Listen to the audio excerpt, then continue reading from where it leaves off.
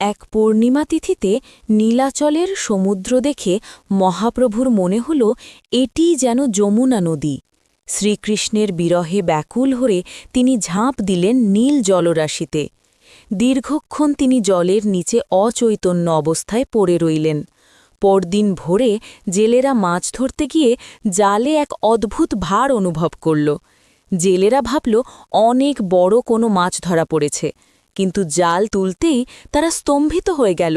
তারা দেখল জালে কোনো মাছ নয়, বরং এক দীর্ঘদেহী মহাপুরুষ শুয়ে আছেন।